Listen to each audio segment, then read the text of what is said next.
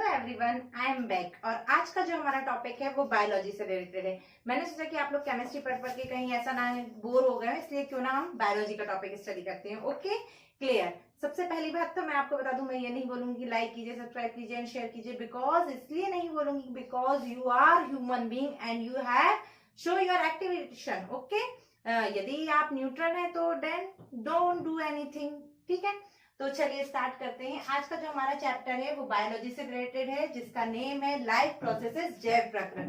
Biology, सबसे पहले मैं आपको बता दूं कि बायोलॉजी जो है वो साइंस की ही एक ब्रांच है, जिसमें कि हम एनिमल एंड प्लांट के बारे में क्या करते हैं, स्टडी करते हैं। Okay, clear. Second question is that कि अरस्तु को फादर ऑफ बायोलॉजी कहा जाता है। ओके, आप लोग याद रखिएगा। ठीक है, चलिए अब हम चैप्टर के टाइटल पे डिस्कस करते हैं। चैप्टर का टाइटल है लाइफ प्रोसेसेस। आपको समझ में आ रहा होगा, जहां लाइफ वर्ड लग गया इसका मतलब कि क्या है, उसमें लाइफ है। और लाइफ है यदि किसी में, ये हम इसके लिए कौन सा क्राइटेरिया यूज करते हैं, ये यूज करते हैं कि उसमें क्या होना चाहिए, उसमें मूवमेंट होना चाहिए, वो मूवमेंट शो करना चाहिए। सेकेंड इज ग्रोथ, उसकी क्या होना चाहिए, ग्रोथ होनी चाहिए। क्या मैं इस मार्कर को बोल सकती हूँ कि ये लिविंग थिंग है? देखिए, थिंग टू टाइप की होती है, लिविंग एंड नॉन लिविंग। तो ये लिविंग है क्या? लिविंग थिंग पता लगाने के 2 क्राइटेरिया कौन से? सजीव एंड निर्जीव, आप जानते होंगे हिंदी में। पहला कि उसमें क्या होना चाहिए, मूवमेंट होना चाहिए। ठीक है। सेकेंड इज कि वो क्या करना चाहिए, ग्रोथ होना चाहिए। यदि मैं इस मार्कर को रख दूं तो क्या है, ये मेरे पास खुद चल के आ जाएगी क्या? ऐसा हो सकता है क्या? नहीं, बिल्कुल नहीं हो सकता। सेकेंड है, यदि मैं इसको देखूं तो क्या इसकी हाइट इंक्रीज होगी? नहीं, बिकॉज ये क्या है, एक नॉन लिविंग थिंग है। क्लियर। चलिए स्टार्ट करते हैं। तो लाइफ प्रोसेसेस, लाइफ प्रोसेसेस क्या है? वे सारी प्रोसेस या वे सभी प्रक्रियाएं जो जीवन को बनाए रखने के लिए आवश्यक है, क्या कहलाती है? जैव प्रक्रम कहलाती है। वे सभी प्रक्रम जो जीवन को बनाए रखने के लिए आवश्यक है, क्या कहलाते हैं? जैव प्रक्रम कहलाते हैं। Clear. In English, all those processes which are essential to sustain of life is called life processes. Clear. अब लाइफ प्रोसेस क्या एग्जाम्पल हो सकते हैं लाइफ प्रोसेसेस के? ये मैंने यहाँ पे दिया हुआ है, न्यूट्रिशन, रेस्पिरेशन, ट्रांसपोर्टेशन, एक्सक्रीशन।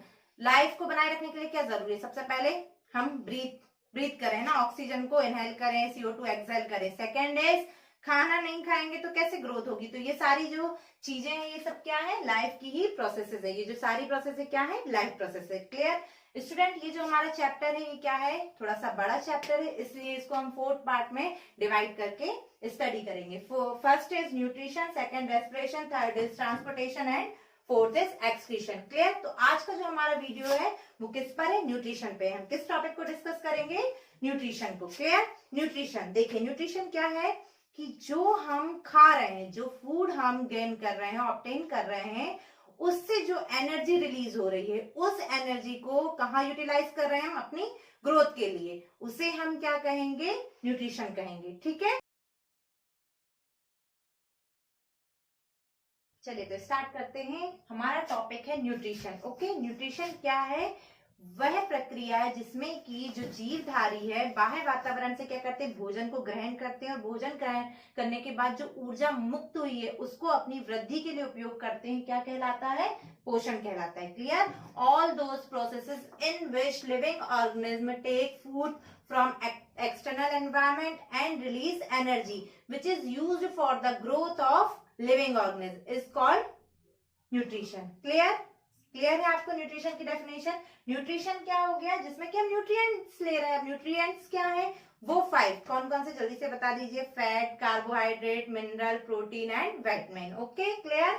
ठीक है, आपको ये सब पता है कि कौन क्या करता है। फैट, कार्बोहाइड्रेट आपको क्या करता है, एनर्जी प्रोवाइड करता है। प्रोटीन ग्रोथ के लिए हेल्प करता है। और मिनरल एंड विटामिन आपको क्या करते हैं, डिसीज से लड़ने के लिए क्या करते हैं, प्रोटेक्शन देते हैं। ठीक है, क्लियर। चलिए अब आते हैं कि न्यूट्रिशन कितने टाइप का होता है। ये क्लियर है, आप नोट डाउन कर लीजिएगा, नोट्स आपके प्रॉपरली बनने चाहिए।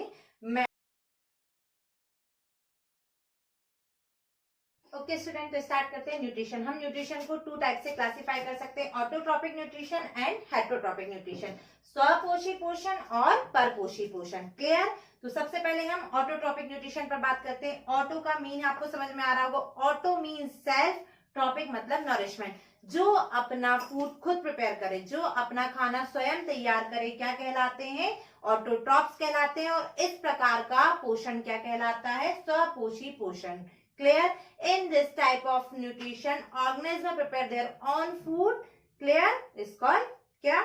Autotrophic nutrition. Clear? चलिए, heterotrophic nutrition. In this type of nutrition, देखो पहले तो हेट्रोट्रॉपिक में अपन बात करते हैं कि ये अपने फूड के लिए क्या करते हैं, दूसरे पर डिपेंड करते हैं. वो दूसरे कौन होंगे? ये ऑटोट्रॉप्स होंगे, इन पर डिपेंड करेंगे. तो वो जो अपने फूड के लिए दूसरों पर डिपेंड करते हैं वो क्या कहला गए? हेट्रोट्रॉप्स कहला गया. और इस प्रकार का न्यूट्रिशन, इस टाइप का न्यूट्रिशन क्या कहला गया? Heterotrophic nutrition. क्लियर? अब आप ये नहीं सोचना कि हम खाने के लिए बैठे हैं, मम्मा आएंगी खाना बनाएंगी तो मम्मा हो गई ऑटोट्रॉप. ये नहीं. ऑटोट्रॉप्स कौन हो गए? सबसे पहले ये वर्ड को क्लियर कर लीजिए आप. ऑटोट्रॉप्स. ऑटोट्रॉप्स क्या हो गया? ऑटोट्रॉप्स वो ऑर्गेनिज्म जो अपना फूड खुद प्रिपेयर करते हैं. Those organism who prepare their own food is called autotrophs. Clear? जो अपना फूड खुद तैयार करते हैं, अपना भोजन का निर्माण स्वयं करते हैं, क्या कहलाते हैं? स्वपोषी कहलाते हैं. क्लियर? तो वो स्वपोषी यहाँ पे कौन है हमारे वर्ल्ड में, हमारी लाइफ में कौन है? प्लांट. कौन है? प्लांट. जो खुद अपना फूड, फोटोसिंथेसिस, आपने नाम सुना होगा फोटोसिंथेसिस या प्रकाश संश्लेषण. ठीक है? इस प्रोसेस के थ्रू प्लांट क्या करते हैं? अपने फूड को प्रिपेयर करते हैं और फिर जो फूड जितना उन्होंने यूज कर लिया, यदि वो यूज में नहीं आता तो फिर वो फ्रूट्स वगैरह के फॉर्म में क्या हो जाता है? स्टोर हो जाता है, जिसको हम आके लाके खा लेते हैं. गेहूं वगैरह ये सब क्या है? ये हमको इन्होंने ही तो दिए, ऑटोट्रॉप्स में तो दिए. तो हम किस पे डिपेंड कर रहे हैं? ऑटोट्रॉप्स पर. आई होप ये आपको क्लियर हो गया हो. क्लियर? ऑटोट्रॉपिक न्यूट्रिशन आपको क्लियर? ये डेफिनेशन वगैरह आप नोट डाउन कर लेंगे. ये अभी हम डीपली डिस्कस करेंगे फोटोसिंथेसिस के बारे में. क्लियर? चलिए स्टार्ट करते हैं. हेट्रोट्रॉपिक को हम कितने टाइप से क्लासिफाई कर सकते हैं? 3 टाइप से. देखिए स्टूडेंट, ये अभी जो मैं आपको बता रही हूँ, अभी हम ये प्लांट का ही डिस्कस कर लेते हैं. ये सही तो है कि 2 टाइप के न्यूट्रिशन में ये भी होता है, लेकिन प्लांट में भी 2 टाइप से न्यूट्रिशन होता है. कैसे? ऑटोट्रॉपिक न्यूट्रिशन भी होता है और हेट्रोट्रॉपिक भी होता है. ठीक है? कैसे? सबसे पहले हम बात करते हैं पैरासिटिक न्यूट्रिशन. पैरासिटिक मतलब परजीवी. अब हिंदी में आपको समझ में आ रहा होगा, पर मतलब पराया, मतलब दूसरे पर. जो अपने फूड के लिए, ऐसा प्लांट जो अपने फूड के लिए किस पे डिपेंड कर रहा है? दूसरे पर डिपेंड कर रहा है. उसको हम क्या बोल देंगे? पैरासाइट्स बोल देंगे. और इस टाइप के न्यूट्रिशन को हम क्या बोल देंगे? Parasitic nutrition. Clear? Those plant who depends for their food on another plant is called parasites and this type of nutrition is called parasitic nutrition. Clear? परजीवी. हिंदी में वह पौधा जो अपने भोजन के लिए किस पर निर्भर करता है? किसी दूसरे पौधे पर निर्भर करता है, उसे हम क्या कहते हैं? परजीवी कहते हैं. फॉर एग्जाम्पल देखिए, आपने ये देखा होगा कि कोई जैसे पेड़ वगैरह है, जैसे कोई टेंडल वगैरह लगी हुई है, झाड़ी टाइप का लगा, और उसके आसपास ऐसे ऐसे कुछ, जैसे ये है तो इसके आसपास ऐसे बहुत लहराते हुए कुछ दिखता है ना आपको. ये जो है ना, ये क्या है? ये पैरासाइट्स है कि जो ये जो वाला प्लांट है, इससे ये फूड को क्या करेगा? गेन करेगा. क्लियर? एग्जाम्पल सबके मेंशन करना आपको एग्जाम में जरूरी है, प्लस नोट्स बनाते टाइम भी मेंशन करना जरूरी है. तो पैरासाइट्स के कौन एग्जाम्पल हो जाएंगे? अमरबेल. क्या हो जाएगा? अमरबेल एग्जाम्पल हो जाएगा, प्लस रेफ्लिशिया. क्लियर? ये एग्जाम्पल हो गए पैरासाइट्स के. सेकेंड, हाँ, रेफ्लिशिया का नाम है तो मैं एक बात आपको इससे रिलेटेड जीके बता देती हूँ कि रेफ्लिशिया जो है वो क्या है? Largest flower. सबसे बड़ा फ्लावर कौन सा है? रेफ्लिशिया. मैं पिक में मेंशन भी करूंगी, आपको इसकी पिक दिखाऊंगी तो आप देख लीजिएगा. ठीक है? सेकंड आते हैं सैप्रोफाइट्स. सैप्रोफाइट्स और हिंदी में मृतजीवी. अब आपको नेम से क्लियर होगा कि जो किससे फीड होते हैं, जिनको न्यूट्रिशन किससे मिल रहा है? सड़ी गली चीजों से, जो डेड हो गए हैं, जो डिके हो गए हैं, उन मटेरियल से जो अपना फूड गेन कर रहे हैं वो क्या कहला जाएंगे? सैप्रोफाइट्स. और इस टाइप का न्यूट्रिशन क्या कहला जाएगा? Saprophytic nutrition. क्लियर? कि when plant get nutrition from dead और decay material is called saprophytes. Clear? अब सैप्रोफाइट के एग्जांपल क्या हो सकते हैं? आपने मशरूम देखा है, वो क्या है? एक तरीके का सैप्रोफाइट्स है. फंगी आपने देखी, ये सब क्या है? सैप्रोफाइट्स हैं. Clear? Third is insectivores. Insectivores क्या है? अब देखिए नेम से, इंसेक्टिवोर्स खाने वाला, कीट भक्षी. कीड़ों को जो खाता है उसको हम क्या बोलते हैं? कीट भक्षी कहते हैं. तो इस टाइप के न्यूट्रिशन में क्या करते हैं? जो प्लांट होता है ना, वो क्या करता है कि कीड़ों को खाकर अपना क्या करता है? फूड गेन करता है. ठीक है? मैंने फोटो दिया हुआ है, इसका एग्जाम्पल है पिचर प्लांट. पिचर प्लांट या घट पर्णी जिसको बोलते हैं, नेपेंथीज भी बोलते हैं, ये क्या है, बहुत सुंदर सा क्या होता है प्लांट होता है, जिसकी जो लीफ होती है वो क्या करती है, एकदम कलश का आकार ले लेती है, और जो छोटी सी लीफ जो होती है उस पर क्या करती है, कैप का काम करती है। तो ये इतना अट्रैक्टिव दिखता है कि कोई भी जो इंसेक्ट वगैरह है इससे अट्रैक्ट होकर क्या करता है, इस कैप के ऊपर आके बैठता है साइड से। तो ये क्या करता है, जैसे उस कैप पे बैठता है तो कैप क्या होती है, नीचे ऐसे झुक जाती है, और जो इंसेक्ट रहता है वो कहाँ चला जाता है, कलश के अंदर। अब ये क्या करता है, जो ये जाल बिछाए बैठा है ये प्लांट, ये क्या करता है, उसको खाता है पूरा और अपना फूड को गेन कर लेता है, न्यूट्रिशन गेन कर लेता है। क्लियर? तो आई होप ये आपको क्लियर हो गए होंगे, है ना? ठीक है। ऑटोट्रॉप्स के एग्जांपल क्या हो गए, plant and blue grain algae. Clear? ये एग्जांपल में आप लिखेंगे, प्लांट को क्या बोला जाता है, ऑटोट्रॉप्स बोला जाता है या प्रोड्यूसर भी बोला जाता है। ठीक है, क्लियर? चलिए नेक्स्ट टॉपिक। ओके स्टूडेंट, तो अभी तक जो हमने बात करी वो किसमें न्यूट्रिशन था, वो प्लांट में चल रहा था। मतलब प्लांट में 2 टाइप से होता है, ऑटोट्रॉपिक भी और हेट्रोट्रॉपिक भी। ठीक है, लेकिन अब ह्यूमन बीइंग में कैसे होगा, एनिमल में, ह्यूमन बीइंग प्लस एनिमल में कैसे होगा, 3 टाइप से होता है, पैरासिटिक, सैप्रोफिटिक, होलोजोइक, परजीवी, मृतोपजीवी, पूर्णभोजी। ठीक है, इतना क्लियर? कैसे? सबसे पहला हम जानते हैं कि पैरासिटिक आपको मैंने मेंशन कर दिया, जो अपने फूड के लिए किसी और पे डिपेंड करे। तो कौन करता है ऐसा, लाइस मतलब जुएं हमारे सिर में रहती हैं, प्लस अभी किसी को तो खुजालने मत लग जाना, जुएं रहती है, वो क्या करती है, हमारे ब्लड से ही तो अपने फूड को क्या करती है, अपने न्यूट्रिएंट्स को लेती है। ठीक है। सेकंड, मच्छर आके बाइट करते हैं, वो भी क्या है, पैरासाइट्स ही तो है, वरना ऐसा थोड़ी ना करते कि मच्छर घूमने निकल के गया है फिर कहेगा कि चलो मैं सब्जी खरीद के लाता हूँ, क्योंकि मच्छरनी जो है, फीमेल मॉस्किटो जो है, वेट कर रही है कि वो सब्जी लाएगा और उससे हमको न्यूट्रिएंट्स मिलेंगे। ऐसा होता है क्या? ऐसा बिल्कुल भी नहीं होता है। तो हमारे ब्लड से क्या करते हैं, अपने न्यूट्रिशन को लेते हैं। ठीक है। नेक्स्ट, सैप्रोफिटिक मतलब कि जो डिके मटेरियल से, सड़े गले डिके डेड मटेरियल से अपने फूड को क्या करेंगे, ऑब्टेन करेंगे, अपने न्यूट्रिशन को गेन करेंगे, वो क्या कहला जाएंगे, सैप्रोफिटिक। ठीक है। थर्ड इज होलोजोइक, ये इंपॉर्टेंट है। होलोजोइक पूर्णभोजी, नेम से इंडिकेशन है, मतलब पूर्णभोजी मतलब पूरा कंप्लीट डाइजेशन। हम फूड को खाएंगे, फिर उसका डाइजेशन होगा, प्लस उससे जो एनर्जी रिलीज होगी, उसकी सप्लाई ब्लड वगैरह में होगी। ठीक है। और फिर जो वेस्ट मटेरियल है वो क्या होगा, बाहर निकाल दिया जाएगा। तो इसको हम क्या बोलते हैं, होलोजोइक न्यूट्रिशन। ठीक है। होलोजोइक न्यूट्रिशन में क्या होता है, intake of food and complete digestion of food takes place is called holozoic. पूर्ण भोजी, जिसमें कि भोजन का क्या होता है, संपूर्ण पाचन होता है, उसे हम क्या कहते हैं, पूर्ण भोजी। ठीक है, क्लियर? इसके एग्जाम्पल हो गए मैं, आप, मतलब कि human plus cow, dog, cat वगैरह, इन सब में क्या होता है, होलोजोइक न्यूट्रिशन होता है। ठीक है, क्लियर? चलिए आगे कंटिन्यू करते हैं अब हम अपना नेक्स्ट टॉपिक। ओके स्टूडेंट, तो यहाँ देखिए मैंने ये लिखा हुआ है ऑटोट्रॉप्स एंड हेट्रोट्रॉप्स। ये वर्ड मैंने आपको अभी पहले भी बोले थे, आपको समझ में आए ना। और ऑटोट्रॉपिक क्या है, एक न्यूट्रिशन का मोड है, टाइप है। ठीक है। लेकिन ऑटोट्रॉप्स क्या है, वो ऑर्गेनिज्म खुद है जो क्या कर रहा है, अपने फूड को खुद प्रिपेयर कर रहा है, उसको हम क्या बोलेंगे, ऑटोट्रॉप्स कहेंगे। और हेट्रोट्रॉप्स जो अपने फूड के लिए क्या कर रहा है, किसी दूसरे पर निर्भर कर रहा है, उसे हम क्या कहेंगे, heterotrophs. Organism who depend for their food on another organism is called heterotrophs या परपोषी। और ऑटोट्रॉप्स जो अपना फूड क्या कर रहा है, खुद प्रिपेयर कर रहा है। ठीक है, उसे हम क्या कहेंगे, ऑटोट्रॉप्स कहेंगे। अब हम थोड़ा सा डीपली डिस्कस करेंगे फोटोसिंथेसिस की प्रोसेस को, कि ऑटोट्रॉप्स जो है वो अपने फूड को कैसे प्रिपेयर करते हैं। तो फोटोसिंथेसिस की प्रोसेस, प्रकाश संश्लेषण की प्रक्रिया के थ्रू। ठीक है, clear?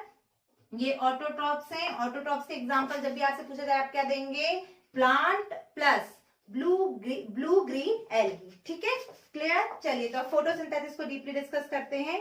Can I rough? Okay student, तो हम जानते हैं कि ये जो ऑटोट्रॉप्स हैं ये अपना फूड कैसे प्रिपेयर करते हैं, कैसे प्रिपेयर करते हैं, फोटोसिंथेसिस की प्रोसेस के थ्रू, प्रकाश संश्लेषण की प्रक्रिया के द्वारा। क्लियर? ये मिस्टर प्लांट है जो हमको बताएंगे कि ये फोटोसिंथेसिस कैसे करते हैं। ओके, कैसे करते हैं, ऐसे करते हैं कि ये जो आपको प्लांट दिख रहा है, इसमें ये क्या पार्ट है, लीफ वाला पार्ट है।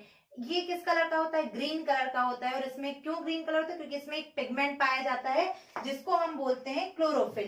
क्लोरोफिल क्या होता है, इस लीफ में क्लोरोप्लास्ट पाया जाता है, जिसके अंदर क्या होता है, क्लोरोफिल। इस क्लोरोफिल का क्या काम है कि सन एनर्जी को एब्जॉर्ब करना और कहाँ यूटिलाइज करना, फोटोसिंथेसिस की प्रोसेस के लिए यूटिलाइज करना। अब फोटोसिंथेसिस की प्रोसेस क्या है, वह प्रक्रिया की जिसमें हरे पौधे सूर्य के प्रकाश तथा क्लोरोफिल की उपस्थिति में कार्बन डाइऑक्साइड तथा पानी की सहायता से अपने भोजन का निर्माण करते हैं, क्या कहलाती है? प्रकाश संश्लेषण कहलाती है। The process in which green plant prepare their food in the presence of sunlight, chlorophyll with the help of carbon dioxide and water is called photosynthesis. Clear आपको? ये देखिए यहाँ पे क्या होगा, अब देखिए फोटोसिंथेसिस की जब प्रोसेस होगी तो क्या होगा, ये लोग अपना फूड प्रिपेयर करेंगे। कहाँ प्रिपेयर करेंगे? लीफ वाले पार्ट में फूड का प्रिपरेशन होगा।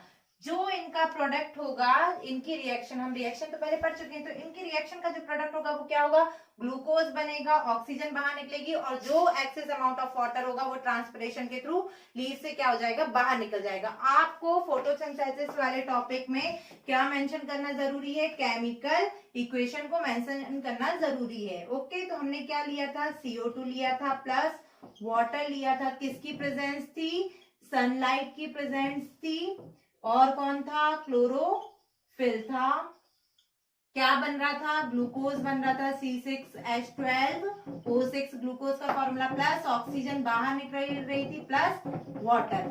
अनबैलेंस है ये रिएक्शन, अनबैलेंस है, इसको बैलेंस कर लीजिएगा। ठीक है, तो ये रिएक्शन आपको लिखना जरूरी है। ठीक है, क्लियर? ये आपको क्लियर है फोटोसिंथेसिस की प्रोसेस में। अब आपको क्वेश्चन पूछा जाता है what happen in photosynthesis process, या what events happen in photosynthesis process. तो क्या क्या इवेंट होते हैं? सबसे पहले absorption of sunlight through chlorophyll, chlorophyll के थ्रू क्या होता है? सनलाइट का अवशोषण किया जाता है। सेकेंड, इस सन जो लाइट एनर्जी है इसको किस में कन्वर्ट किया जाता है? केमिकल में। ये जो लाइट है उसको किस में कन्वर्ट किया जाता है? केमिकल एनर्जी में कन्वर्ट किया जाता है। थर्ड इज क्या होता है? CO2 एब्जॉर्ब होती है और O2 निकलती है। ठीक है, क्लियर? ओके, चलिए नेक्स्ट हमारा है, आपसे एक क्वेश्चन ये पूछा जाता है कि रॉ मटेरियल, फोटोसिंथेसिस की प्रोसेस के लिए रॉ मटेरियल या कच्चा सामग्री क्या क्या होती है? रॉ मटेरियल का मतलब तो आप जानते हैं, जैसे भजिए बनाने तो रॉ मटेरियल क्या हो सकता है? बेसन, प्याज वगैरह, वाटर, जिससे की हेल्प से हम क्या करेंगे? पकौड़े तैयार करेंगे। तो सेम इनके लिए क्या रॉ मटेरियल हो सकता है? रॉ मटेरियल इनके लिए होगा कार्बन डाइऑक्साइड, वाटर और सनलाइट, जो कि ये सन से लेंगे। तो कार्बन डाइऑक्साइड वो कहां से लेते हैं? एटमॉस्फेयर से लेते हैं। ठीक है, वाटर कहां से मिलता है? ये जो उनकी रूट है वो क्या करती है? सॉइल से एब्जॉर्ब करती है और उसकी सप्लाई करती है लीफ तक। ठीक है, सनलाइट फ्रॉम सन। क्लियर ये आपको? चलिए ठीक है, और कोई टॉपिक जो ऐसा है जो मैंने नहीं बताया है? क्लियर है आई थिंक, ये सब तो आपको है ना? ठीक है ना? एंड नेक्स्ट है हमारा other material like phosphate, nitrogen वगैरह, जो कि सॉइल से मिलता है। सबसे इंपॉर्टेंट नाइट्रोजन। नाइट्रोजन क्यों इंपॉर्टेंट है? क्योंकि नाइट्रोजन क्या हेल्प करता है? प्रोटीन के सिंथेसिस के लिए कौन हेल्प करता है हमको? नाइट्रोजन हेल्प करता है। ठीक है, अब मेरा क्वेश्चन है, अब क्वेश्चन सेक्शन थोड़ा, तो आज का क्वेश्चन सेक्शन अभी जितना पढ़ा है उसी तक। पहला कि पिक्चर प्लांट किस टाइप का प्लांट है? ठीक है। सेकेंड इज कि जो नाइट्रोजन फिक्सेशन के लिए कौन सा माइक्रो ऑर्गेनिज्म यूजफुल है? ठीक है, ओके, ये आपका क्वेश्चन है। एक थर्ड आंसर मैं बताती हूँ आपको कि जेसी बोस जो साइंटिस्ट थे उन्होंने बताया था कि प्लांट में क्या होती है? लाइफ होती है। ठीक है, ओके, क्लियर। चलिए नेक्स्ट टॉपिक स्टार्ट करते हैं। ओके स्टूडेंट, तो मेरे हाथ में ये क्या है? एक लीफ है। ओके, अब इस लीफ का क्या है, मैं इसके बारे में आपको बताना चाहती हूँ कि ये जो लीफ है, ये हम इसको अभी ऐसे देखेंगे तो हमको कुछ समझ में नहीं आएगा, बस ये लाइनिंग दिखेंगी और ऐसे ब्लेड्स टाइप के ना। लेकिन जब हम इसको माइक्रोस्कोप में देखेंगे तो हमको छोटे छोटे से होल्स दिखाई देंगे। ओके, तो ये जो छोटे छोटे से पोर्स है या होल्स हैं, इनको हम क्या बोलते हैं? स्टोमेटा बोलते हैं। क्या बोलते हैं? Stomata. Clear? टिनी pores present on the surface of leaf is called stomata. पत्तियों की सतह पर उपस्थित छोटे छोटे छिद्रों को हम क्या कहते हैं? स्टोमेटा कहते हैं। क्लियर? स्टोमेटा समझ में आ गया? अब ये स्टोमेटा का डायग्राम है। इस स्टोमेटा का वर्क क्या है? इस स्टोमेटा का फंक्शन ये है कि जब फोटोसिंथेसिस की प्रोसेस के लिए यदि CO2 की जरूरत है तो वो अंदर आएगी। सेकेंडली, यदि फोटोसिंथेसिस की प्रोसेस कंप्लीट हो गई है तो O2 जो निकल रही है वो बाहर जाएगी। किसके थ्रू? इसी स्टोमेटा के थ्रू। थर्ड इज दैट कि जो वाटर, जिस वाटर की जरूरत नहीं, जो बाय प्रोडक्ट बना था फोटोसिंथेसिस की प्रोसेस में वाटर लास्ट में बनता है ना, तो वो जरूरत नहीं है, तो वो ट्रांसपिरेशन के थ्रू कहां से निकलेगा, इसी स्टोमेटा से निकलेगा। क्लियर। ट्रांसपिरेशन एक प्रोसेस है जिसमें कि वाटर का इवोपरेशन होता है, किससे, लीफ से होता है, ठीक है, उसे हम क्या कहते हैं, ट्रांसपिरेशन कहते हैं। क्लियर। अब ये बुक में आपको डायग्राम मिलेगा, ये किसका डायग्राम है, स्टोमेटा का डायग्राम है, ठीक है। ये पोर है, क्या है, एक छोटा सा छिद्र है, पोर से ये, ठीक है, एक है वो भी सिंगल, लीफ में तो ऐसे कई सारे होते हैं। और ये जो टू आपको ऐसे पार्ट दिख रहे हैं ना, इमेजिन दैट, ये दिख रहा है, तो आप ये समझिए ये जो है ये पोर है और प्लस ये ओपनिंग क्लोजिंग है। तो ये जो ओपनिंग एंड क्लोजिंग है इसको हम क्या बोलते हैं, गार्ड शेल बोलते हैं। क्या बोलते हैं, गार्ड शेल। क्लियर। अब इस गार्ड शेल का क्या वर्क है, इस गार्ड शेल का वर्क ये है कि ओपनिंग और क्लोजिंग अब कैसे होगी, स्टोमेटा अपनी ओपनिंग एंड क्लोजिंग कैसे करेंगी, कब O2 को बाहर निकालना है, कब CO2 को लेना है, तो ये कौन करता है, ये गार्ड शेल करते हैं। ओके, क्लियर आपको लीफ के बारे में। प्लस लीफ का ये जो पार्ट है ये क्या कहलाता है, लैमिना कहलाता है, जो ज्यादा से ज्यादा क्या करता है, एरिया प्रोवाइड करता है एब्जॉर्प्शन के लिए, कि सनलाइट एब्जॉर्ब हो, ठीक है, वाटर एब्जॉर्ब हो। क्लियर। सेकेंड इज ये जो मिडरिब है, ये बीच में जो लाइन आपको दिख रही है इसको हम क्या कहते हैं, मिडरिब कहते हैं, जो क्या प्रोवाइड करती है, एक चैनल प्रोवाइड करती है फूड वाटर मिनरल के ट्रांसपोर्टेशन के लिए। ओके, तो आई होप कि फोटोसिंथेसिस वाला पार्ट आपको क्लियर हो गया होगा, रॉ मटेरियल्स, इवेंट्स वगैरह सब इसके आपको क्लियर होंगे। ठीक है, अब हम जो बात करेंगे हमारा नेक्स्ट टॉपिक है वो क्या है, nutrition in human, important topic. Okay, चलिए let's start. Okay student, so our next topic is nutrition in animal, amoeba. Amoeba में सबसे पहले अमीबा में डिस्कस करने के बारे में ये बता दूं आपको पहले कि अमीबा क्या है, एक यूनिसेल्युलर एक्वेटिक ऑर्गेनिज्म है। एक्वेटिक मतलब जो पानी में रहता है, और प्लस कैसा है, यूनिसेल्युलर। यूनिसेल्युलर और मल्टीसेल्युलर, एक कोश की और बहुकोश की आपने पढ़ा होगा, जिसमें सिंगल सेल हो। तो अमीबा क्या है, एक सिंगल सेल क्या है, ऑर्गेनिज्म है। तो इसमें जो न्यूट्रिशन होता है वो कौन सा न्यूट्रिशन होता है, होलोजोइक। होलोजोइक की बात हमने पहले की थी कि जिसमें क्या हो कि हम खाएं, उसका डाइजेशन हो, प्लस क्या हो, उसका एब्जॉर्प्शन वगैरह हो, और फिर पूरे बॉडी में सप्लाई होने के बाद जो वेस्ट मटेरियल है वो भी बाहर निकल जाए। इसको हम क्या बोलते हैं, होलोजोइक न्यूट्रिशन बोलते हैं। तो अमीबा में किस टाइप का न्यूट्रिशन होता है, होलोजोइक न्यूट्रिशन। किस टाइप का ऑर्गेनिज्म है, यूनिसेलुलर ऑर्गेनिज्म है। और एक और चीज कि किस मेथड के द्वारा उसमें ये होता है न्यूट्रिशन, तो फैगोसाइटोसिस या पिनोसाइटोसिस, याद रखिएगा ये पूछा जाता है एग्जाम में, ठीक है, फैगोसाइटोसिस या पिनोसाइटोसिस। अब पहले उससे पहले मैं ये आपको बता दूं कि होलोजोइक जो न्यूट्रिशन होता है उसमें 5 स्टेप्स होते हैं जो कंपलसरी है और आपको याद रखना है। क्यों, क्योंकि अभी हम अपने बारे में जब पढ़ेंगे तब भी आपको ये काम आएंगे, तब आपको इनका मीन पता होना चाहिए। ठीक है, तो सबसे पहले पहला स्टेप जो होलोजोइक न्यूट्रिशन का होता है वो होता है इंजेशन। इंजेशन मतलब intake of food from mouth, भोजन को मुख के द्वारा क्या करना, ग्रहण करना। ठीक है, इंजेशन। सेकेंड इज डाइजेशन, जो फूड आपने ग्रहण किया है, इनटेक किया है, उसका क्या होना, डाइजेशन होना। थर्ड इज एब्जॉर्प्शन, जो फूड आपका डाइजेस्ट हो गया अब उसका क्या होना चाहिए, एब्जॉर्प्शन होना चाहिए, जो ब्लड वेजल्स, विली वगैरह उनके थ्रू वो एब्जॉर्ब किया जाए। फोर्थ इज एसिमिलेशन, मतलब जो फूड एब्जॉर्ब किया गया है उसकी अब क्या हो जाए, पूरी बॉडी में सप्लाई होकर जो सेल्स है वो क्या कर लें, उसको यूटिलाइज करें। फोर्थ इज इजेशन, जो डाइजेस्ट फूड हो गया उसके बाद जो वेस्ट मटेरियल बचा है उसको क्या करना, बाहर निकालना, उसको हम क्या कहते हैं, इजेशन कहते हैं। क्लियर, 5 स्टेप्स आपको क्लियर है। अब आप सोचोगे मैडम अमीबा इतना सा है, यूनिसेलुलर है, प्लस उसमें इतनी सारी प्रोसेस होती है। यस, अमीबा में कोई स्पेशलाइज क्या नहीं होता है, डाइजेस्टिव सिस्टम नहीं होता। जैसे हम में होता है ना डाइजेस्टिव सिस्टम, वैसा अमीबा में नहीं होता। लेकिन अमीबा में ये प्रोसेस होती है, कौन सी, होलोजोइक न्यूट्रिशन की प्रोसेस होती है। तो कैसे होती है ये समझिए आप। सबसे पहले ये आपको दिख रहा है, ये अमीबा का स्ट्रक्चर है। मैं इमेज में आपको और क्लियरली बता दूंगी तो आप देख लीजिएगा, प्लस आपको नोट डाउन करना है, प्लस आपको डायग्राम भी ड्रॉ करना है।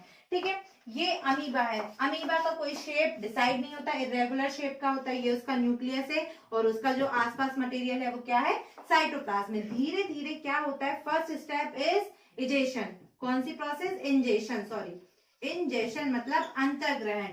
अंतर्ग्रहण कैसे होगा, जैसे ये अमीबा बैठा हुआ है, ठीक है, it is our amoeba. Okay, ये इसका न्यूक्लियस, ये फूड पार्टिकल उसके पास आया, ठीक है, ये फूड पार्टिकल उसके पास आया तो ये क्या करेगा, जो इसकी ये इरेगुलर शेप्स हैं ये क्या करेंगी, ये इजेशन में ये वाला स्टेप हो गया।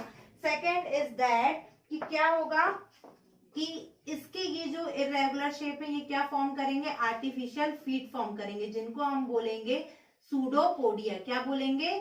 सूडोपोडिया। क्लियर? फर्स्ट स्टेप में आपका क्या हो गया? इंजेक्शन, जिसमें कि उन्होंने क्या किया?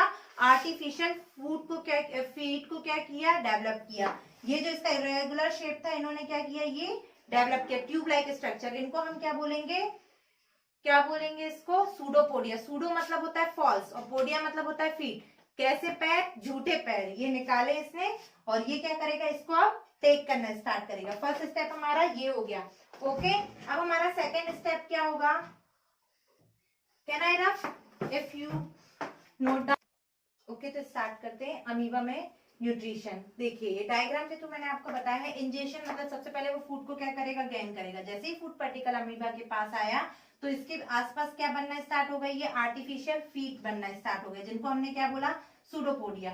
इस फूड पार्टिकल को इन सूडोपोडिया ने क्या किया? गेन किया। अब नेक्स्ट प्रोसेस जो होगी वो क्या होगी? डाइजेशन की प्रोसेस होगी। डाइजेशन की प्रोसेस क्या होती है? ये नहीं होती कि जिसमें एनर्जी रिलीज होती। डाइजेशन की प्रोसेस में क्या होता है? जो कॉम्प्लेक्स फूड मटेरियल है उसको किसमें कन्वर्ट किया जाता है? सिंपल फॉर्म में कन्वर्ट किया जाता है। उसको हम क्या कहते हैं? डाइजेशन कहते हैं। ठीक है, तो इसमें क्या होगा कि जो फूड मटेरियल इन्होंने गेन किया है वो कहाँ पहुंचेगा? फूड वैक्यूल में। फूड वैक्यूल क्या है? एक प्लेस है जहां पे बहुत सारे एंजाइम्स है जो इस फूड को क्या करेंगे? डाइजेस्ट करेंगे। ओके, थर्ड स्टेप हमारा होगा एब्जॉर्प्शन। जब फूड डाइजेस्ट हो गया तो अब जो उसके आसपास वो होंगी ब्लड वेजल्स वगैरह, वो क्या करेंगे? उसको एब्जॉर्ब करेंगी। ठीक है, एब्जॉर्ब करने के बाद ये जो फोर्थ स्टेप है एसिमुलेशन। एसिमुलेशन मतलब ये जो फूड से जो भी गेन किया है वो क्या होगा? पूरी बॉडी में सप्लाई हो जाएगा।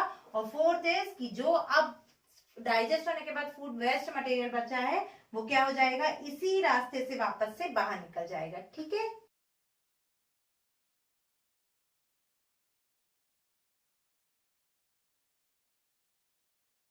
स्टूडेंट, तो हमारा नेक्स्ट टॉपिक है nutrition in human being. Okay, human being में किस टाइप का न्यूट्रिशन होता है? होलोजोइक न्यूट्रिशन होता है। और मैंने आपको बताया है कि होलोजोइक न्यूट्रिशन में कितने स्टेप होते हैं? 5 स्टेप होते हैं। कौन कौन से? इंजेशन। इंजेशन मतलब intake of food from mouth, भोजन को मुख से ग्रहण करना, अंतर्ग्रहण। ठीक है। Second is digestion, complex food material को किस में कन्वर्ट करना? सिंपल में कन्वर्ट करना। ठीक है। थर्ड इज एब्जॉर्प्शन, जो फूड मटेरियल डाइजेस्ट हुआ है उसको डिफरेंट डिफरेंट सेल्स के थ्रू क्या करना? एब्जॉर्ब करना। Fourth is what? Assimilation. Assimilation means जो फूड मटेरियल डाइजेस्ट हुआ है, एब्जॉर्ब हुआ है, उसको क्या करना?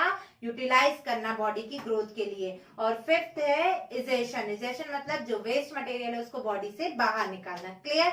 ये 5 स्टेप में हमारा क्या होता है? डाइजेशन कंप्लीट होता है। ठीक है, कंप्लीट डाइजेशन। क्लियर आपको ये चीज? तो चलिए स्टार्ट करते हैं। ये हमारा डाइजेस्टिव सिस्टम है जो कि आपने छोटे से देखा है क्लास 5th के बाद से ही, कि इसको हम क्या बोलते हैं? पाचन तंत्र बोलते हैं या डाइजेस्टिव सिस्टम बोलते हैं। अब आपको मैं बताती हूँ कि हमारा डाइजेशन कैसे स्टार्ट होता है। कैसे स्टार्ट होता है कि जैसे हमने खाने को खाया, ओके, फूड को जैसे ही गेन किया तो आप जैसे जैसे चबाते जाते तो आपको लगता है ना कि खाना थोड़ा सा मीठा मीठा सा लग रहा है। ज्यादा देर तक 32 टाइम्स ऐसा बोलते हैं, 32 टाइम्स क्या करना है चाहिए? फूड को च्यू करना चाहिए। जितना हम च्यू करते हैं, उसको चबाते हैं, तो क्या होता है? स्वीट सा लगने लगता है। क्यों स्वीट लगता है हमको? क्योंकि हमारे फूड में क्या प्रेजेंट होता है? सलाइवा। फूड में प्रेजेंट नहीं होता, हमारे किसमें? माउथ में प्रेजेंट होता है सलाइवा। जो ये जीभ वगैरह के नीचे क्या होती है? ग्लैंड्स होती है, जिसमें क्या होता है? सलाइवा होता है। सलाइवा सीक्रेट होता है। और सलाइवा में एक एंजाइम होता है जिसको बोलते हैं टाइलिन। क्या बोलते हैं? टाइलिन या सलाइवरी एमिलेज। ये दोनों सेम ही है। ठीक है, इसका नेम है, इसका क्या काम है? हमारे फूड में जो भी स्टार्च प्रेजेंट है वो उसको किस में कन्वर्ट करता है? शुगर में कन्वर्ट करता है। क्लियर आपको ये? तो हमारा डाइजेशन कहाँ से स्टार्ट होता है? माउथ से स्टार्ट होता है। किसका डाइजेशन? कार्बोहाइड्रेट का सबसे पहले डाइजेशन हो जाता है। ओके, हमने खाने को चबा लिया। ठीक है, इतना काम हमारा क्लियर हुआ। अब फूड ये यहाँ से कहाँ जाएगा? ये जो पाइप आपको दिख रहा है इसको ईसोफेगस बोलते हैं या फूड पाइप बोलते हैं। क्या बोलते हैं? ईसोफेगस या फूड पाइप। इसी के सामने एक और पाइप होता है जिसको विंड पाइप बोलते हैं, जिससे कि क्या होती है? एयर अंदर पास आउट होती है। आपने अच्छा ऐसा देखा है खाते खाते कभी कभी ठसका लग जाता है, बोलने में प्रॉब्लम होती है, ऐसा बोला जाता है ना, इसीलिए खाना खाते टाइम बातें नहीं करना चाहिए। क्यों नहीं करना चाहिए? इसीलिए नहीं करना चाहिए क्योंकि जब माउथ से फूड ईसोफेगस में आता है तो यहाँ पे कैप लगी होती है ना, जिसको बोलते हैं एपिग्लॉटिस। एपिग्लॉटिस का क्या काम रहता है कि आपने जैसे फूड को च्यू किया और अंदर लेने को किया है ना, सलाइवेशन उसका जब हुआ, निगले आप उसको, तो ये एपिग्लॉटिस है, ये क्या करेगा? फूड पाइप, विंड पाइप पे क्या करेगा? एक कैप लगा देगा, जिससे कि फूड कहाँ पास होगा? इस ईसोफेगस में पास होगा। क्लियर? फूड यहाँ से कहाँ जाएगा, इसोफेगस में। जब फूड कहाँ फंस जाता है, विंड पाइप वगैरह में जाने लगता है तो क्या होता है, हमको ठसका लग जाता है। इसीलिए आपको ध्यान रखना है कि खाते टाइम आपको बातें नहीं करनी है, ठीक है। अब फूड इसोफेगस से कहाँ जाएगा, स्टमक में जाएगा। उससे पहले अब एक बात बताओ, इसोफेगस में से कोई व्हील्स वगैरह लगे हैं जो फूड अपने आप चला जाएगा? फूड जो है, ये जो पाइप है, इसको हम क्या बोलते हैं, ये इसोफेगस है यहीं पे, है ना। तो इसमें एक मूवमेंट के थ्रू जाता है। किस मूवमेंट के थ्रू, पेरिस्टैल्टिक मूवमेंट, जिसमें कि क्या होता है, रिदमिक कॉन्ट्रैक्शन होता है, कि जैसे जैसे फूड अंदर जाता जाएगा वो क्या होता जाएगा, अपना स्पेस बनाता जाएगा और कहाँ चला जाएगा, यहाँ चला जाएगा। इसलिए आपको हिचकी भी आने लगती है ना, अपन पानी पीते हैं, वो किस लिए, ताकि ये फूड जो है वो इजिली अंदर चला जाए अच्छे से। अब फूड कहाँ पहुंच गया है हमारा, स्टमक में पहुंच गया। अब यहाँ से डाइजेशन स्टार्ट होगा। कैसे स्टार्ट होगा, स्टमक में प्रेजेंट है, कौन प्रेजेंट है, थ्री एंजाइम्स प्रेजेंट है। एक एसिड है, HCl एसिड प्रेजेंट है, पेप्सिन एंजाइम प्रेजेंट है, और रेनिन और mucus. Remember that, okay, important, ठीक है। कैसे, सबसे पहला काम मैं HCl का बताऊंगी। HCl कहाँ प्रेजेंट है, इसी स्टमक में प्रेजेंट है। क्या काम है इसका, इसका ये काम है कि फूड को सबसे पहले जो भी आया है फूड अंदर, उसमें जो भी जर्म्स वगैरह है, बैक्टीरिया वगैरह, हमको क्या करना है, किल्स करना है। सेकेंड वर्क इसका ये है, क्या है कि फूड को सॉफ्ट करना है, ठीक है। थर्ड वर्क ये है कि फूड के मीडियम को एसिडिक बनाना है। देखिए एसिड और बेस वाला कॉन्सेप्ट मैं आपको सेकंड चैप्टर में एसिड बेस एंड सॉल्ट में क्लियर कर दूंगी प्लीज, तो इसके लिए आप परेशान मत होइए कि ये एसिडिक वर्ड क्या बोल दिया, ठीक है। तो इसके मीडियम को कैसा बनाना है, एसिडिक बनाना है, किसके, फूड के मीडियम को। तो what is the role of HCl या what is the work of HCl, तो क्या करता है, सबसे पहले ये इट सॉफ्टेन्स फूड, फूड को सॉफ्ट करेगा, it kills the germs of food. Third is it makes food medium acidic, which is, क्यों ये करता है, एसिडिक क्यों बनाता है, इसीलिए बनाता है क्योंकि पेप्सिन एक और एंजाइम है। कौन सा एंजाइम है, पेप्सिन, जिसका काम क्या है, ये तभी काम करेगा जब फूड का मीडियम कैसा होगा, एसिड होगा, ठीक है। अब पेप्सिन एंजाइम का क्या काम है, HCl का काम हमने खत्म कर दिया। अब पेप्सिन एंजाइम का काम ये कि ये जैसे इसने देखा कि फूड का मीडियम कैसा हो गया है, एसिडिक हो गया, तो अब मैं काम करूंगा। मैं क्या काम करूंगा, पेप्सिन बोलेगा कि इसमें जो भी प्रोटीन है मैं उसको क्या करूंगा, डाइजेस्ट करूंगा। पेप्सिन क्या करता है, प्रोटीन को डाइजेस्ट करता है और पेप्टॉन्स में कन्वर्ट करता है, ठीक है। Pepsin, half digestion of protein takes place here, okay, clear. Third बैठा है कौन, म्यूकस। कहाँ बैठा है, स्टमक में ही है। स्टमक में और कौन है, म्यूकस, MUCUS, म्यूकस, या श्लेष्मा भी बोलते हैं इसको, ठीक है। देखिए म्यूकस का क्या काम है, म्यूकस का ये काम है कि ये दोनों अपने वर्क में लग रहे हैं, लेकिन HCl एसिड तो खतरनाक होता है ना, हमने सुना है कि एसिड भाई हार्मफुल होता है। तो भाई पेट में एसिड है तो इसका क्या, ये नुकसान नहीं करेगा क्या, ये भी तो हार्मफुल है। तो ये जो HCl अपना वर्क कर रहा है, इसको, इससे कौन प्रोटेक्शन करेगा, हमारी इसकी जो स्टमक की इनर लाइनिंग है उसको प्रोटेक्ट करने का काम क्या करता है, म्यूकस करता है। Mucus protect inner lining of stomach from HCl। HCl से कौन बचाता है, हाइड्रोक्लोरिक एसिड से कौन बचाता है, म्यूकस बचाता है। किसको बचाता है, हमारे स्टमक की इनर लाइनिंग को, आमाशय के आंतरिक स्तरों को, क्लियर, ठीक है। तीनों के काम समझ में आ गए, pepsin, mucus and HCl। Rennin बचा, रेनिन का क्या काम है, रेनिन जो भी मिल्क प्रोडक्ट है उनको डाइजेस्ट करता है, क्लियर। यहाँ इतना डाइजेशन कंप्लीट हो गया। अब देखिए इतना डाइजेशन कंप्लीट होने के बाद अब क्या होगा, ये जो फूड है ये कहाँ पास आउट होगा, स्मॉल इंटेस्टाइन में। यहाँ से कनेक्शन किससे, ये देखिए ये जो अंदर वाला भाग है ये स्मॉल इंटेस्टाइन है, और ये बाहर जो आउटिंग लेयर दिख रही है ना, ये क्या है, हमारी लार्ज इंटेस्टाइन। आप बोलोगे मैडम स्मॉल इंटेस्टाइन बड़ी दिख रही है और लार्ज छोटी दिख रही है, तो इनका जो नेम दिया गया है इनकी विड्थ के अकॉर्डिंग दिया गया है। इसकी जो ये विड्थ क्या होती है, ज्यादा होती है, इस कारण से इसका नाम क्या बोलते हैं, लार्ज इंटेस्टाइन, क्लियर। फूड कहाँ आएगा, फूड कहाँ आएगा, सबसे पहले अब स्मॉल इंटेस्टाइन में। फूड जैसे स्मॉल इंटेस्टाइन में आए तो स्मॉल इंटेस्टाइन क्या करेगी सॉरी, स्मॉल इंटेस्टाइन क्या करेगी, सबसे पहला काम करेगी कि लीवर से क्या करेगी, बाइल जूस को लेगी, ठीक है। लीवर क्या सीक्रेट करता है, बाइल जूस को सीक्रेट करता है, जो कहाँ स्टोर होता है, गॉल ब्लैडर में। ये गॉल ब्लैडर है जो नाशपाती के शेप की होती है, प्लीज वाटर जो कहाँ स्टोर होता है, इस गॉल ब्लैडर में। अब स्मॉल इंटेस्टाइन ने क्या लिया, यहाँ से बाइल को लिया। बाइल को क्यों लिया, क्योंकि बाइल का जो मीडियम है वो कैसा है, एल्कलाइन नेचर। कैसा नेचर है, एल्कलाइन है। क्यों लिया उसने, कि ये सबसे पहला काम क्या करेगा, ये करेगा फूड के मीडियम को क्या करेगा, फूड के मीडियम को एल्कलाइन बनाएगा। सेकेंड ये क्या करेगा, उसमें जो भी जर्म्स है उनको क्या करेगा, डिस्ट्रॉय करेगा, ठीक है, क्लियर, ओके। और थर्ड ये क्या करेगा, फैट का एमल्सिफिकेशन करेगा। एमल्सिफिकेशन मतलब जो लार्ज ग्लोब्यूल्स है उनको क्या करेगा, स्मॉल ग्लोब्यूल्स में कन्वर्ट करेगा। फंक्शन ऑफ बाइल या लीवर क्या आते हैं तो आपको ये लिखना है, ठीक है। इतना काम हो गया। इसके बाद ये इन्होंने काम कर दिया, लीवर से उसको स्मॉल इंटेस्टाइन को क्यों जूस लेना पड़ा, इसलिए लेना पड़ा क्योंकि जो पैंक्रियास से एंजाइम सीक्रेट होंगे भाई, उनकी शर्त है कि हम तब वर्क करेंगे जब फूड का मीडियम कैसा होना चाहिए, एल्कलाइन होना चाहिए। Okay, clear.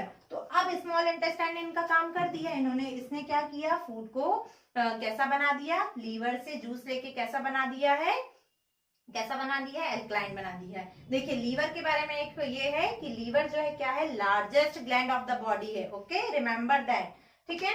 तो अब क्या हुआ, फूड का मीडियम एल्कलाइन हो गया। अब क्या करेगी ये स्मॉल इंटेस्टाइन, ये पैंक्रियास दिख रहा है ना, इस पैंक्रियास से 2 एंजाइम सीक्रेट होंगे। कौन से एंजाइम सीक्रेट होंगे, ट्रिप्सिन एंड लाइपेज। ट्रिप्सिन जो है वो किसका डाइजेशन करेगा, प्रोटीन, जो हाफ प्रोटीन हमारे यहाँ डाइजेस्ट हुआ था, अब उसका कंप्लीट डाइजेशन कहाँ होगा, स्मॉल इंटेस्टाइन में आके डाइजेस्ट करेगा। कौन डाइजेस्ट करेगा, ट्रिप्सिन करेगा, ठीक है। और लाइपेज क्या करेगा, लाइपेज जो है वो फैट का डाइजेशन करेगा। इतनी चीजें आपको क्लियर है। एक बात याद रखिए, स्मॉल इंटेस्टाइन को complete digestion of carbohydrate, fat and protein किया कहा जाता है। यहीं पे कंप्लीट डाइजेशन होता है, पूर्ण पाचन होता है, किसका, कार्बोहाइड्रेट, फैट एंड प्रोटीन का।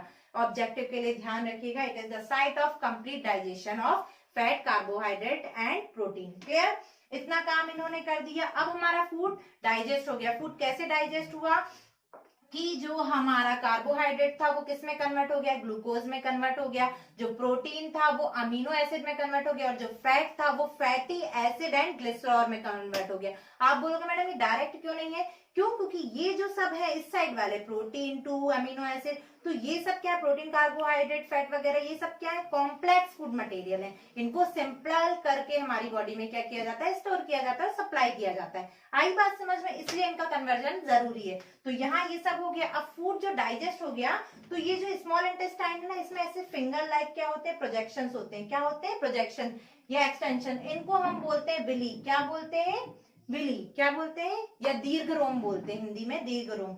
इन विली का क्या काम है कि जो भी इन्होंने फूड डाइजेस्ट किया है उसको ये क्या करेंगी, एब्जॉर्ब करेंगी। एब्जॉर्प्शन वाला वर्क आ गया ना हमारा थर्ड स्टेप, ये एब्जॉर्ब करेंगी। प्लस इसमें जो ब्लड वेजल्स लगी होती है, विली में ही ब्लड वेजल्स लगी होती है, जो इसको कहाँ सप्लाई करेगी, जहां जहां बॉडी में सप्लाई कर देगी, ठीक है। जिस जिसको जरूरत है, फिर टिश्यूज ग्रोथ करेंगे और उसके लिए कौन सप्लाई कर देगा, जो विली में ब्लड वेजल्स लगी है। तो ध्यान रहे, फूड का एब्जॉर्प्शन कौन करता है, विली। कहाँ प्रेजेंट होती है, स्मॉल इंटेस्टाइन में प्रेजेंट होती है। क्लियर, इतना काम कंप्लीट हो गया। अब जो डाइजेस्ट फूड है वो तो पहुंच गया अपनी अपनी जगह, बट अनडाइजेस्ट है, जिसका कोई रोल कॉल ही नहीं था, जिसका यूज ही नहीं है, वो कहाँ सप्लाई कर देती है, स्मॉल इंटेस्टाइन। यहीं से कनेक्शन है, किससे, इस लार्ज इंटेस्टाइन से। फूड कहाँ पहुंचता है, लार्ज इंटेस्टाइन में पहुंचता है, और फिर वहां से कहाँ निकल जाता है, एनएस में निकल जाता है। आई होप आपको डाइजेशन क्लियर हुआ होगा। इस अपेंडिक्स का कोई रोल नहीं है। इस अपेंडिक्स का जो हमारे पूर्वज वगैरह थे, उनके टाइम पे ये रोल कॉल था कि वो लोग क्या खाते थे, कच्चा खाना वगैरह खाते थे, तो उसको डाइजेस्ट करने के लिए क्या लगती थी, बहुत ज्यादा जरूरत लगती थी। तो ये अपेंडिक्स क्या करती थी, जो ग्रीन फूड वगैरह होता है उनमें क्या होता है, सेलुलोज ज्यादा होता है, तो उसके डाइजेशन के लिए क्या लगता था, ये अपेंडिक्स लगता था, जिसका अब अपने में कोई रोल कॉल नहीं है। डाइजेशन में ये क्या करती है, प्रॉब्लम क्रिएट करती है, इसलिए कई लोगों का अपेंडिक्स का ऑपरेशन होता है ना, इसीलिए कि ये क्या करने लगती है, प्रॉब्लम करने लगती है। देखिए एक और क्वेश्चन ये है कि ऐसा बोला जाता है कि जो हर्बीवोर्स होते हैं, देखिए अपन कंज्यूमर्स को, जैसे अपन हेटरोट्रॉप्स है ना, मैंने बताया था हेटरोट्रॉप्स को 3 टाइप से अपन कैटेगराइज कर सकते हैं, हर्बीवोर्स, ओमनीवोर्स एंड कार्निवोर्स। शाकाहारी, मांसाहारी एंड सर्वाहारी, ठीक है। तो हम कौन है, अपन कौन है, सर्वाहारी, ठीक है। अपन सब खाते हैं, मतलब जैसे हम वेजिटेरियन है तो कोई नॉन वेजिटेरियन भी होगा, तो हमारे में सब टाइप की वैरायटी मिलती है। शाकाहारी या हर्बीवोर्स कौन, जो प्लांट प्रोडक्ट को क्या करते हैं, खाते हैं, जैसे कि गोट हो गई, काऊ वगैरह हो गई, ये सब क्या है, हर्बीवोर्स हैं। और कार्निवोर्स कौन हो गए, जो फ्लैश वगैरह खाते हैं, मीट वगैरह खाते हैं, उसको अपन क्या बोलते हैं, कार्निवोर्स बोलते हैं। तो ऐसा बोला जाता है कि जो हर्बीवोर्स होती है उनकी जो स्मॉल इंटेस्टाइन होती है वो क्या होती है, लार्ज होती है साइज में। क्यों, क्योंकि जो हर्बीवोर्स टाइप का जो फूड होता है उसको डाइजेस्ट करने के लिए क्या लगती है, ज्यादा जरूरत लगती है, इस कारण से इनकी स्मॉल इंटेस्टाइन क्या होती है, बड़ी होती है। क्लियर, आई होप आपको सारे टॉपिक्स क्लियर होंगे, ठीक है। मैंने लगभग सब तो कुछ एनसीईआरटी क्वेश्चन को हम सॉल्व कर लेते हैं। जैसे कि एक क्वेश्चन ये पूछा गया है कि आप क्या क्राइटेरिया यूज करेंगे कि समथिंग इज अलाइव। तो कोई किसी में जीवन है, हम क्या यूज करेंगे उसके लिए कि उसमें क्या होना चाहिए, ग्रोथ होनी चाहिए प्लस वो मूवमेंट को शो करना चाहिए। ठीक है।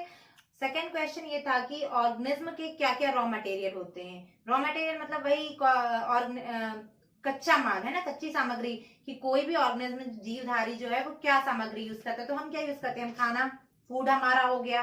सेकंड वाटर, पानी हमारे लिए जरूरी। Third is most is oxygen, है ना, जिंदा रहने के लिए ऑक्सीजन जरूरी है। तो ये क्या हो गए हमारे लिए, रॉ मटेरियल्स हो गए। ठीक है। फिर है नेक्स्ट क्वेश्चन की what is difference between autotrophic and heterotrophic nutrition. स्वपोषी और परपोषी पोषण में क्या अंतर है। तो फर्स्ट इज कि इसमें क्या होता है, organism prepare their own food और in this organisms depend their food for another organism या autotrophs डायरेक्टली और इनडायरेक्टली। सेकंड इस डिफरेंस बता रही हूँ। ठीक है। सेकंड इसमें क्लोरोफिल की रिक्वायरमेंट होती है। भाई फोटोसिंथेसिस की प्रोसेस के लिए कौन जरूरी है, क्लोरोफिल जरूरी है, और इसमें ऐसा कुछ नहीं है। ठीक है। इसमें सनलाइट नेसेसरी नो। इसमें food prepare only day time, दिन में ही फोटोसिंथेसिस की प्रोसेस हो सकती है। क्यों, क्योंकि सनलाइट जरूरी होती है, और इसमें किसी भी वक्त। एग्जाम्पल क्या हो सकते हैं ऑटोट्रॉपिक के, plant and blue green algae, और इसमें क्या हो सकते हैं, आप मैं मतलब ह्यूमन बीइंग्स और एनिमल्स, बैक्टीरिया वगैरह। ठीक है, क्लियर। नेक्स्ट क्वेश्चन ये था what is the role of saliva. तो सलाइवा का क्या रोल है, ये फूड को सॉफ्ट बनाता है, मतलब it softens food. Second is it convert, it has which enzyme, कौन सा एंजाइम होता है इसमें, टाइलिन या सेलेवरी एमिलेज, जो स्टार्च को किस में कन्वर्ट करता है, शुगर में कन्वर्ट करता है। चलिए ठीक है, ये रोल ऑफ सलाइवा हो गया हमारा लार की भूमिका भोजन के पाचन में। नेक्स्ट क्वेश्चन था what is the role of HCl, जो कि मैंने क्वेश्चन के बीच में बताया, आप देख लीजिएगा कि क्या रोल होता है HCl का या हाइड्रोक्लोरिक एसिड का। एक और क्वेश्चन था कि फोटोसिंथेसिस, ये तो बता, फोटोसिंथेसिस की प्रोसेस के लिए रॉ मटेरियल, तो ये भी मैंने क्वेश्चन के बीच में बताया, आप देख लीजिएगा। हाँ, स्मॉल इंटेस्टाइन में फूड कैसे एब्जॉर्ब होता है, तो कैसे एब्जॉर्ब होता है, थ्रू विली। विली के द्वारा क्या होता है, फूड को एब्जॉर्ब किया जाता है, और वहीं फिर जो ब्लड वेजल्स होती है वो क्या करती है, उसकी बॉडी में सप्लाई कर देती है। I think all questions are clear here. Okay, next question, अब हमारा है नेक्स्ट टॉपिक क्वेश्चन सेशन। तो चलिए क्वेश्चन सेशन स्टार्ट करते हैं। What is the site of photosynthesis. First question क्या है हमारा, जैसे ही आप मेरा वीडियो वॉच करें आपको कमेंट करके बताना है, और जो भी वीडियो के बीच में मैंने क्वेश्चन किए वो भी बताना है आपको। सेकेंड क्वेश्चन ये है हमारा कि प्लांट में लाइफ होती है, ये किस साइंटिस्ट ने बताया था। थर्ड, कौन सा एंजाइम हमारे स्टमक को प्रोटेक्ट करता है हाइड्रोक्लोरिक एसिड से। फोर्थ क्वेश्चन इज डाइजेशन कहाँ से स्टार्ट होता है। ठीक है, ओके। तो थैंक यू फॉर वॉचिंग, मेरे साथ बने रहिए और आगे के चैप्टर भी मैं आपको कंप्लीट कराऊंगी। Bye bye.